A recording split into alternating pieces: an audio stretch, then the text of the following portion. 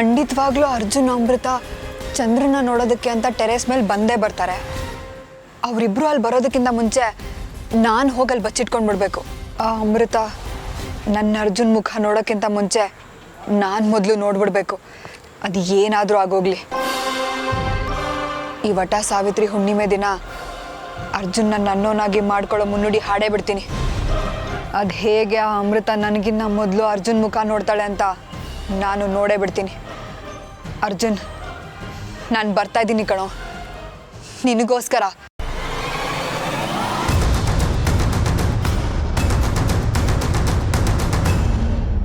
ಅಂತೂ ಇವತ್ತು ಒಂದು ದಿನದ ಮಟ್ಟಿಗೆ ನಾವೆಲ್ಲರೂ ಏಕ್ ದಿನಕ್ಕೆ ಸುಲ್ತಾನ್ಗಳು.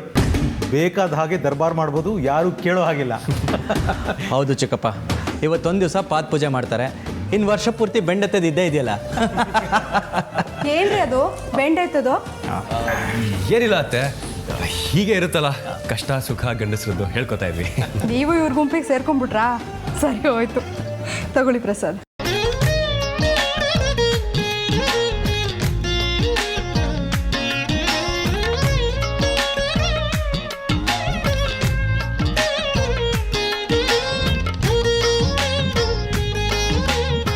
ಅತ್ತೆ, ಬೆಳಗಿಂದ ಎಲ್ಲರೂ ಉಪವಾಸ ಇದ್ದೀರಾ, ಬನ್ನಿ ಎಲ್ಲರೂ ಒಟ್ಟಿಗೆ ಊಟ ಮಾಡೋಣ.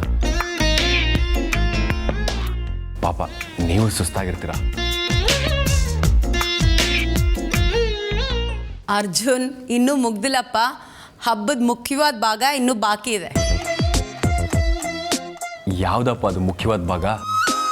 ವ್ರತ ಎಲ್ಲ ಆದಮೇಲೆ ಹುಣ್ಮೆ ಬೆಳಕಲ್ಲಿ ಹೆಂಡತಿ ಗಂಡನ ಮುಖ ನೋಡಬೇಕು.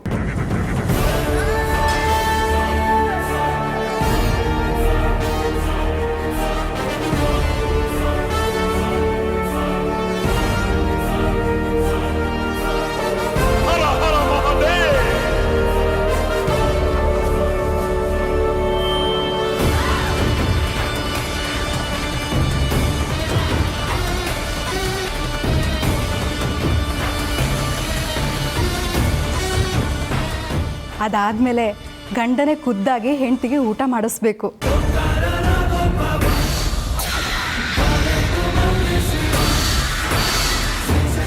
ಅಲ್ಲಿಗೆ ವ್ರತ ಮುಗಿಯೋದು ಅಳಿಯಂದ್ರೆ.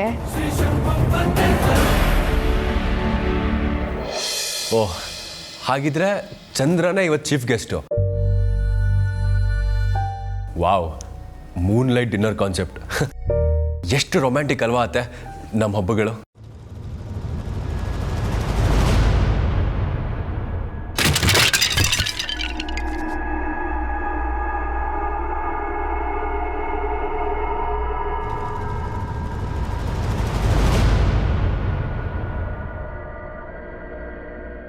ಹೊರಗಡೆ ಏನೋ ಬಿದ್ದಾಗಾಯ್ತು. ಏನದು? ನಾನು ನೋಡ್ಕೊಂಡು ಬರ್ತೀನಿ.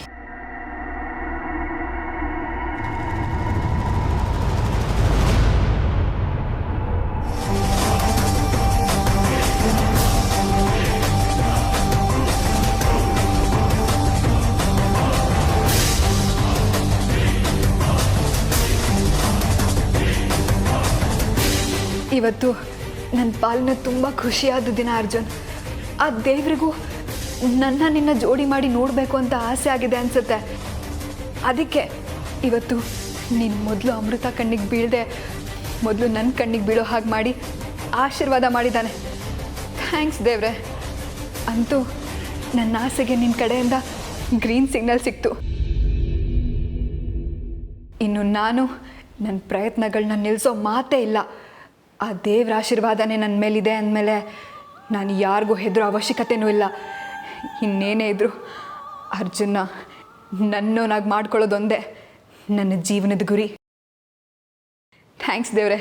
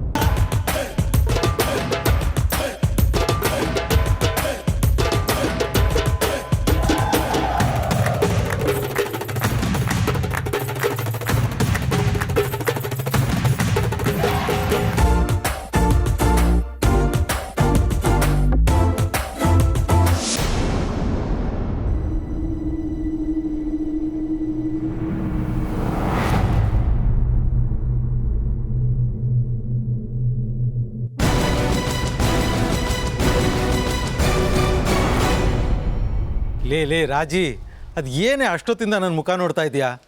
ಇಷ್ಟು ವರ್ಷ ಕಾಣ್ದಿರೋದು ಅದು ಏನು ಕಂಡೆ ಅಂತ. ಹಬ್ಬದ ದಿನ ಆದರೂ ಸ್ವಲ್ಪ ತೆಪ್ಪಗಿರ್ತೀರಾ?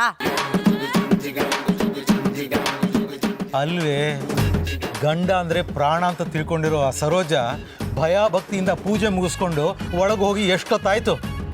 ವರ್ಷವಿಡೀ ಕಟ್ಕೊಂಡು ಗಂಡ ಅಂತನೂ ನೋಡಿದೆ, ಕಸಕ್ಕಿಂತ ಕಡೆಯಾಗಿ ನೋಡ್ತಿರೋ ನನ್ನನ್ನು ಇವತ್ತು ಅದು ಏನು ಇಷ್ಟೊತ್ತು ನೋಡ್ತಾ ಇದೀಯಾ ಅಂತ. ಓಹೋ, ಜರಡಿಲಿ ಎಷ್ಟು ತೂತಿದೆ ಅಂತ ಎಣಿಸ್ತಾ ಇದೆಯಾ? ರೀ, ಒಂದ್ಸಲಿ ನಿಮ್ಗೆ ಹೇಳಿದ್ರೆ ಅರ್ಥ ಆಗಲ್ವಾ?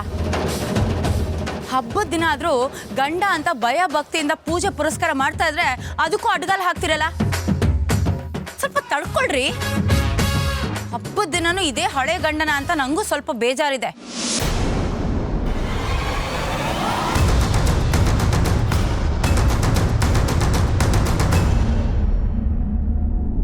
ಈ ದಿನ ಆದರೂ ಆ ದೇವರು ನಿಮ್ಮ ಮುಖನ ಸ್ವಲ್ಪ ಆದರೂ ಬದಲಾಯಿಸ್ತಾನ ಅಂತ ಜರಡಿ ಹಿಡ್ಕೊಂಡು ಕಾಯ್ತಾ ಇದ್ದೀನಿ ನಾನು. ಓಹೋ, ಈ ಮುಖ ಮಾತ್ರ ಅಲ್ಲ, ಈ ದೇವರಾಜ್ ಅನ್ನೋ ಪಾಪದ ಪ್ರಾಣಿ ನೋಡಿ ನೋಡಿ ಸಾಕಾಗೋಗಿದೆ. ನನಗೆ ಗೊತ್ತು, ಉರ್ದು ಮುಕ್ಕೊಳ್ಳೋಕ್ಕೆ ಬೇರೆ ಯಾವುದಾದ್ರೂ ಮಿಕ ಸಿಗುತ್ತಾ ನೋಡಪ್ಪ ದೇವ್ರೆ ಅಂತ ಬೇಡ್ಕೋತಾ ಇದೀಯಾ. ಯಾಕೆ ಈ ಜನ್ಮಕ್ಕೆ ನನ್ನನ್ನು ಗೋಳು ಹೊಯ್ಕೊಂಡು ಸಾಲ್ದ?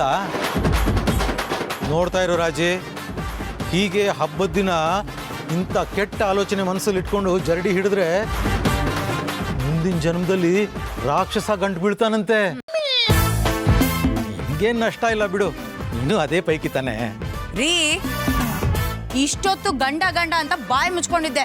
ನಿಮ್ದು ಯಾಕೋ ನಾಲಿಗೆ ಉದ್ದ ಆಗ್ತಾ ಇದೆ. ಒಳಗೆ ಬನ್ನಿ, ವಿಚಾರಿಸ್ಕೊಳ್ತೀನಿ.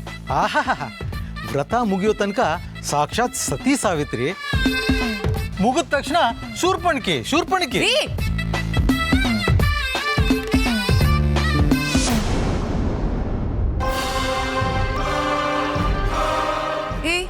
ಯಾರಮ್ಮ ನೀನು? ಇಲ್ಲಿ ಯಾಕೆ ಬಂದಿದ್ಯಾ? ಇಲ್ಲೇನ್ ಮಾಡ್ತಾ ಇದ್ಯಾ? ಅದು ರಾಜಿ, ಯಾರೇ ಇವಳು? ಮುಖ ನೋಡ್ತಾ ಇದ್ರೆ ಹೋದ ಜನ್ಮದಲ್ಲಿ ನಿನ್ ತಂಗಿ ಆಗಿದ್ಲು ಅನ್ಸುತ್ತೆ. ಯಾರಮ್ಮ ನೀನು? ನಮ್ಮನೇಲಿ ಏನ್ ಮಾಡ್ತಾ ಇದ್ಯಾ? ರೀ, ಇವಳನ್ನ ಹೀಗೆ ಕೇಳಿದ್ರೆ ಹೇಳಲ್ಲ ಅನ್ಸುತ್ತೆ. ತಡೀರಿ. ವಿಕ್ರಮ್, ಸರೋಜಾ, ಬನ್ನಿ ಇಲ್ಲಿ. ಅಯ್ಯೋ ಆಂಟಿ, ಅಂಕಲ್, ಪಕ್ಕದ ರೋಡ್ಗೆ ಹೋಗ್ಬೇಕಿತ್ತು, ಕತ್ಲೆಲಿ ಮಿಸ್ ಆಗಿ ಇಲ್ಲಿಗೆ ಬಂದ್ಬಿಟ್ಟೆ. ಸಾರಿ. ಅಯ್ಯೋ, ಓಡೋದ್ಲು. ಬನ್ನಿ.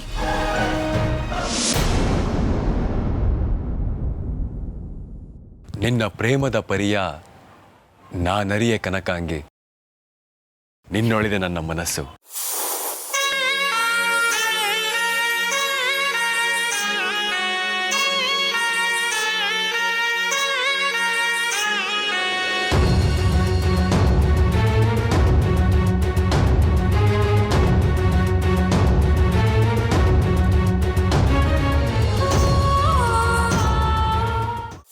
ಇಷ್ಟು ದಿನ ಹತ್ರ ಬರಲ್ಲ ಅಂತ ದೂರ್ತಾ ಇದ್ರಿ, ಈಗ ನಾನೇ ಹತ್ರ ಬಂದರೂ ಏನು ಪ್ರತಿಕ್ರಿಯೆನೇ ಇಲ್ಲ. ಜೊತೆಯಾಗಿ ನಿಲ್ಲೋ ಹೆಗ್ಲು ನಾನಿರ್ಬೇಕಾದ್ರೆ ಭಯ ಯಾಕೆ?